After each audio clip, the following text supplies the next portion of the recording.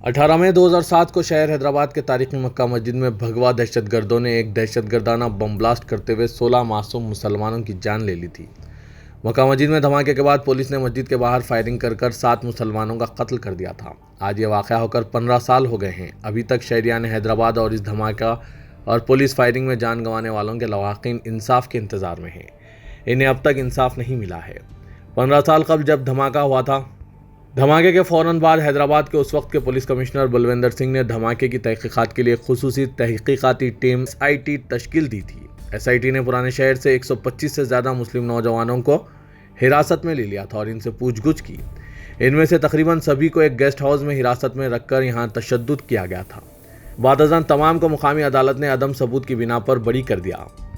SIT से ये case NIA के हवाले किया गया। NIA ने तहकीकात में भगवा दहशतगर्द मुलविस होने का दावा किया और इन्हें हिरासत में लिया गया। हैदराबाद के नामपल्ली में वाक़े NIA की खुसूसी अदालत ने 2018 में मक्का मस्जिद धमाके केस में दाएं बाजू के हिंदू ग्रुप अभिनव भारत के रुकन स्वामी आसिमानंद समेत तमाम 5 मुलजिमीन को बरी कर दिया, जिसके बाद से अब तक शहरियान हैदराबाद और कानून जानने वालों के जहनों में यह बात गश्त कर रही है कि आखिर कौन मक्का मस्जिद ब्लास्ट केस में मुलविस था, क्योंकि जो हिंदू दहशतगर्द बम ब्लास्ट प्लान किए थे वो भी बरी हो गए और मुसलमान बच्चे जो बेकसूर थे इन्हें भी रिहा कर दिया गया। आज मस्जिद धमाके के 15 साल पूरे होने पर हमने मक्का मस्जिद ब्लास्ट में बेकसूर NIA के शिकंजे में फंसे जुनेद और वाजिद से बात की और इनसे उस वक्त के हालात के बारे में मालूमात हासिल की।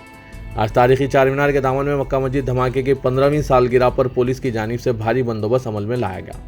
पेश है इस खुसूस में यहाँ के कुछ झलकियाँ और जुनेद और वाजिद के ख्यालात। Bureau report siyaasat.com। साहब आपका नाम साहब? मेरा नाम डॉक्टर इब्राहिम अली जुनेद है। जुनेद साहब, जैसा मक्का मस्जिद बम ब्लास्ट कल 15 साल मुकम्मल हो गए, इसके बारे में आपका क्या ख्याल है? बहुत ही दर्दनाक वाक़या पेश आया था 2007 में मई में, जब मैं स्टूडेंट था। मक्का मस्जिद ब्लास्ट होने के वक्त मैं भी मक्का मस्जिद में ही था। मेरे एक लेक्चरर वहाँ पर इंजर्ड हुए थे, ज़ख्मी हुए थे। मैं इनको हॉस्पिटलाइज़ किया था। कितने साल आप लोग जेल में रहे? मैं 1.5 साल तक जेल में था। किस तरह से आप लोगों के साथ पुलिस का रवैया जेल में आपके? पुलिस का रवैया हमारे साथ बहुत ही दर्दनाक था। पुलिस हमें इलीगल अरेस्ट किए और हमें बहुत ज़्यादा मारा पीटा। पूरे हैदराबाद से तकरीबन 150-200 लोगों को अरेस्ट किया गया, उनको हरासमेंट किया गया, इलीगल रखा गया और टार्चर किया गया। इलीगल टार्चर में क्या क्या है, इलेक्ट्रिक शॉक से लेके तमाम चीज़ें हैं हम पर की गई और ये बताया गया लोगों के सामने कि ये लोग मक्का मस्जिद ब्लास्ट के सस्पेक्ट हैं, लेकिन हमें गिरफ़्तार किया किसी और केस में। हमारे पर टार्चर इस वजह से किया जा रहा था कि हम मक्का मस्जिद का केस हम लोग एक्सेप्ट कर लें, लेकिन अल्लाह का शुक्र हुआ हमें इस केस में नहीं बल्कि दूसरे केस में, फ़र्ज़ी केस में डाला गया। 150 से 200 नौजवानों डाला गया। फिर बाद में आसिमानंद ऐसे कुछ लोगों को गिरफ़्तार किया गया, केस चलाया उनकर, लेकिन पता नहीं कोर्ट में क्या हुआ, वो लोग बरी हो गए। हम चाहते हैं कि जो लोग मक्का मस्जिद में ब्लास्ट किए हैं उन पर कार्रवाई की जाए। जो शहीद मक्का मस्जिद में लोग हुए हैं उनके घर वालों के साथ इंसाफ किया जाए और मुजरिमों को कड़ी से कड़ी सज़ा दी जाए। प्रोटेस्ट किया गया, वजह उसकी समझ में नहीं आई, वो डिपार्टमेंट समझ सकता क्यों किया गया। फिर 6 महीने 8 महीने मैं जेल में रहा। उसके बाद निकलने के बाद भी पुलिस का हरासमेंट कम नहीं हुआ। कितने साल केस चला आपका ये? 1.5 साल मेरा केस चला। मेरा अल्लाह का शुक्र है मेरे साथ कई हमदर्द लोग थे। फिर अल्लाह ताला मेरे को आसानी करा मेरे मामले में। 1.5 साल 2 साल जेल में था, लेकिन मेरी जो पढ़ाई थी वो 1 साल पीछे हो गई। मतलब जो लोगों के साथ मैं एग्ज़ाम लिखना था, जो बैच के साथ, मैं रुक गया दूसरे बैच के, मतलब 1 साल पीछे हो के मैं एग्ज़ाम लिखा। इससे मेरे को नुकसान हुआ, मेरा तालीम का नुकसान हुआ, मेरे को ज़हनी तौर पे नुकसान हुआ। ये सब नुकसान की वजह सब क्या है कि पुलिस को चाहिए था कि सही लोगों को पकड़ते, सही लोगों को गिरफ़्तार करते। पुलिस सिर्फ़ मुसलमान नौजवानों को टार्चर करना, मुसलमान नौजवानों को शक व शुबा करना पुलिस का शुरू से वतीरा है। पुलिस का शुरू से एक मिजाज रहा है कि कहीं भी कुछ भी हो जाए, पुलिस की डिपार्टमेंट में ये जहन में आ जाता है कि ये लोग मुसलमान लोग इसमें रहते हैं।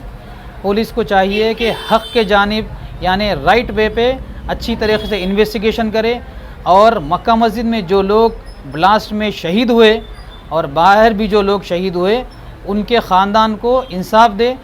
जो लोग आज भी शहीद लोग मक्का मस्जिद के अंदर जो धमाके में ब्लास्ट में शहीद हुए हक़ के मुंतज़िर है, शहीद के लवाहिक़ न्याय शहीद के लोग घर वाले, तो उनको इंसाफ दे।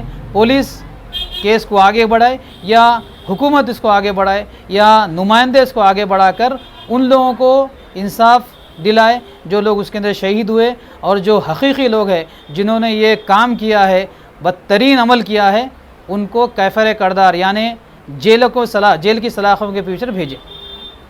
बात खुसूसन बोलना चाहूँगा कि 2007 में जो लोग हैदराबाद से, बल्कि हैदराबाद ने इंडिया से पूरे दुनिया से जो लोग हमारी मदद को आगे आए, हमारे केसेस के पीछे आगे आए, अल्लाह मरहूम विखारुद्दीन साहब की मग़फ़िरत करे और अल्लाह ताला ज़ाहिद अली ख़ान, ज़हीरुद्दीन ख़ान और तमाम असहाब की, अमजदुल्ला ख़ान खालिद और MP मजूद साहब, अज़ीज़ रेड्डी साहब और अज़ीज़ साहब और तमाम लोग जो लोग हमारी हमदर्दी में आ गए, अल्लाह ताला उनको सेहत दे और उनको इस का बेहतरीन अजर दे। आपका नाम सर? मेरा नाम मोहम्मद अब्दुल वाजिद है। मैं तालिबान का रहने वाला हूँ। जो 2007 में बम ब्लास्ट हुआ उसमें आप एक्यूज रह चुके हैं, इसके बारे में आपका क्या ख्याल है? मैं 2007 को कभी ज़िंदगी में नहीं भूल सकता हूँ, मेरी आखिरी सांस तक नहीं भूल सकता हूँ। जो मेरे साथ जुल्म हुआ, ज़्यादती हुई मेरे साथ, मेरे को जो पुलिस उठा के लेके गई, 18 दिन तक मेरे को इलीगल कस्टडी में रखा गया। मैं सूरज और चांद की रोशनी देखने के आसे तड़प गया था, वैसा मेरे को टॉर्चर करा गया। मेरे को जिस्म पे कोई ऐसा हिस्सा खाली नहीं है जहाँ पर मेरे को टॉर्चर ना किया गया। मेरे को यहाँ तक के पेनिस पे शॉट्स दिया गया, इतने शॉट्स दिया गया जिसकी हद नहीं। पानी पिलाया गया 20-20 लीटर, बहुत टू मच करा गया मेरे साथ। मेरी आखिरी सांस तक मैं नहीं भूल सकता हूँ वो चीज़ को। जैसा आपके वहाँ जाने के बाद आपकी किस तरह आपकी मदद हुई है? मैं मदद करने वाले मेरे पास बस सबसे पहले तो मैं अल्लाह ताला का शुक्र करता हूँ जो यकीनन अल्लाह ताला अल्हम्दुलिल्लाह हम लोगों की सबकी मदद करा। उसके बाद असदुद्दीन अवैसी के दिल में अल्लाह ताला डाला। जब असदुद्दीन अवैसी हमारी मदद करे, 50-50 हज़ार रुपये बेलों को दिए अल्हम्दुलिल्लाह, देकर असदुद्दीन अवैसी हम लोगों को छुड़ाए अल्हम्दुलिल्लाह।